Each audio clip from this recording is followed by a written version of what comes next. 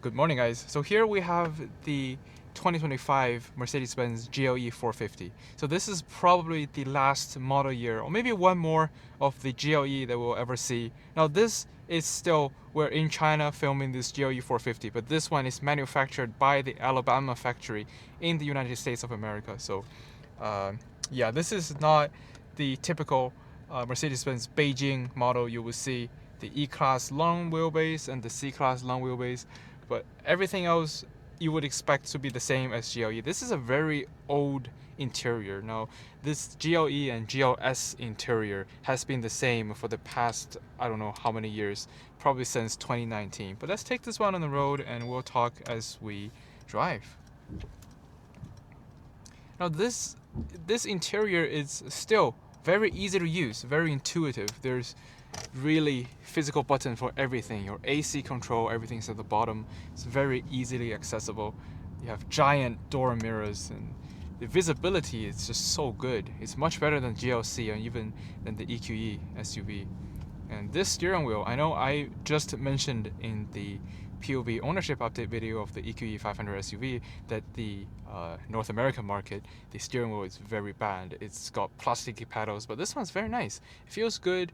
It's aluminum. It's not as huge, as big as the AMG series, but it's very adequate. Now the turn signal stalk and gear selector, we've seen this being used in other models as well. It's very stable. There's nothing wrong with the car, and the head-up display is also, you can configure that very easily. Sport, custom, and standard. Everything. This is your typical daily driver, your luxury family SUV.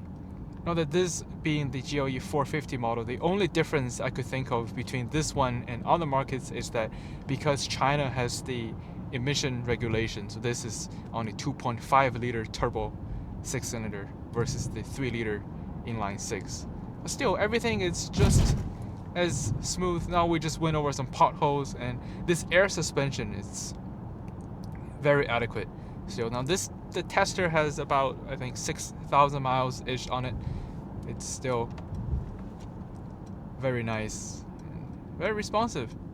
This 9-speed automatic transmission, it downshifts quite well. You do feel just a bit sluggish when it's changing from 4th to 3rd gear. That's the same on all Mercedes-Benz 9-speed. This isn't the multi-clutch transmission you will find in the AMG C43 or the C63 or the GLC43. So yeah, it's not as smooth, but it's very nice daily use, just like any Mercedes. The auto hold is nice, and engine start-stop is very easily accessible. With new Mercedes, I'm not sure how this will be configured. Now, the GLE has the Burmester surround sound system. Also, this being the 450. Now, the 450 in China is incredibly expensive. You could probably buy an entry-level GLS in the North America. You could definitely get the GLS 480, I think, for this price, if you do the straight currency conversion. Now, this ventilated seats, heated seats, everything. It's just so luxurious. Giant vents. Now, I'm not sure if we'll ever miss this interior because it's just so good. It's been here for such a long time. It's kind of outdated, you know, it needs a update. Steering weight is very light, very easily maneuverable. Now the 450, the 2.5 liter turbo, when you put your foot down, of course it picks up. You hear the engine roaring. But that's not what you buy this car for.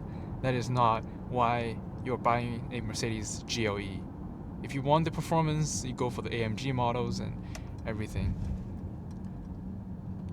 But yeah, the reason why I want to test this today is because it's probably the last time we'll ever see this car. I know the Mercedes-Benz of Beijing is making the GLE L, so the long wheelbase, just like the GLC L and E-Class L. So it's probably going to have more legroom in the back and a bit different in the interior. But we're still not sure as of filming in September 2025 on when this coming out and if it will be on this current GLE platform, or is it gonna be the new the tri-screen layout, kind of like the GLC EV and the CLA tri-screen setup. So yeah, I'm not quite sure when that's coming out, and all the specs will be different and so on. This just still It's old. This car is here for a couple years, couple generations. There's minor facelifts, there's different exterior changes, and probably interior creature comforts. Some of those have changed. Still, this is a GLE. This is your typical Mercedes-Benz luxury. Me personally, I think this is one of the best Mercedes-Benz interior and drive feeling car. So just the visibility is so good. Sitting in this car, there is literally nothing to worry about. It has adaptive cruise control, everything as standard, everything you would expect. And then of course there's the dynamic, so you could go into sport mode, you could go into like eco mode, and there's even a trailer mode and off-road. And when you're in sport mode, you put your foot down. Yeah, it picks up the paddles. They respond well, and you can put it in automatic very easily. Take it out of dynamic mode and comfort, eco mode. Also engine start stop will kick on. It's a very refined system. This 2.5 liter turbo with a 9-speed. There's zero issues on this kind of paired up. I know that the earlier generations, probably 2019, 2020, we've had the ISG, the motor, the 48 volt mild hybrid system. Had some starter motor issues, but that has been resolved. And now it's just a very stable, very, very classic GLE.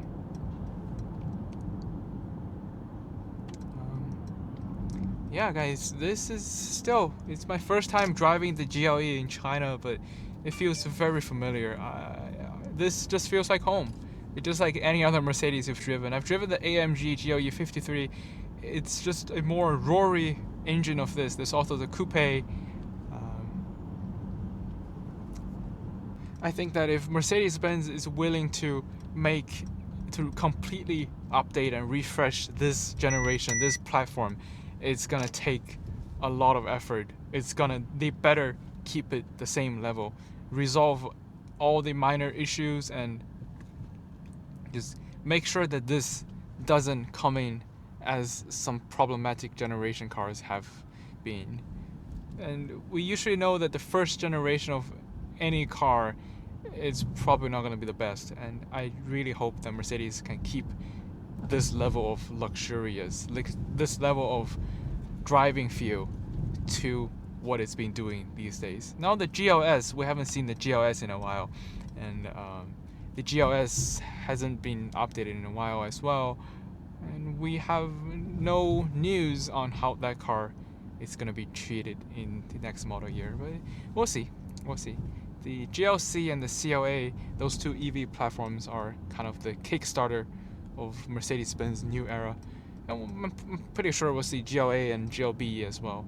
And in different markets, like in China, we have the EQA and EQB that's probably discontinuing very soon. Same with the EQE SUV. And there's even the EQS SUV that I've never seen on the road. And so yeah, there's a lot of good cars, and in my opinion, these cars are nice. It's such a shame that everything is moving away. We're gonna have giant touch screens, no more physical buttons, no this and that. But yeah, it's that's how it is, guys. We just have to get used to it and adapt. So that's pretty much it, guys, of this 2025 Mercedes-Benz GLE450.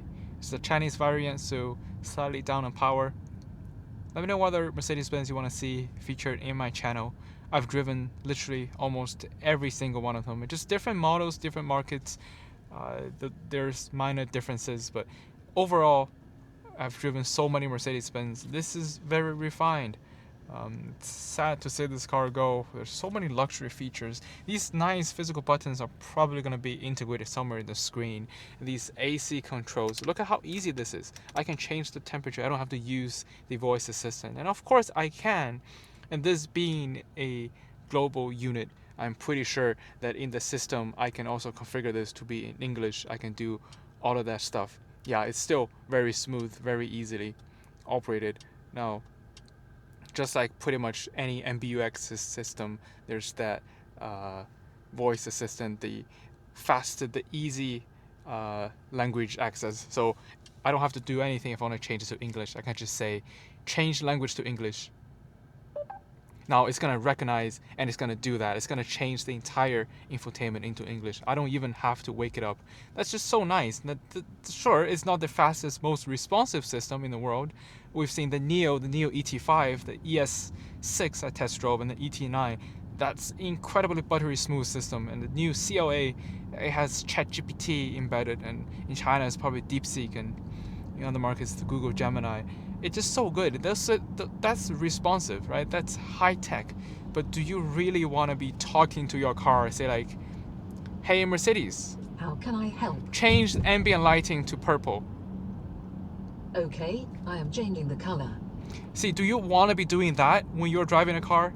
Especially when you have a passenger, when you got your kids and your family in the back. I don't know. This year I've been driving so many Chinese cars, I've gotten used to them. So yes, it's not an issue for me, but I don't know if everyone can accept that. And if not, then yes, physical buttons. No, there's nothing wrong with this. It's everything. It's so good. No need to change them, but still, in order to adapt with the market, go with the flow of the new EV era. Now the Tesla system is so smooth. The Chinese car system is so nice. And still, that was a very fast, responsive Mercedes command. How may I help you? There, I didn't want to trigger it, but I said it. It's very fast. Now it's gonna get faster with the new generation. It's just we'll see. We'll see how the infotainment lays out and how the MBUX. Now, everything else, it's the same across all different markets. That's pretty much it, guys. Let me know what you think about this GLE450. And thank you so much for watching. We will see you again very soon.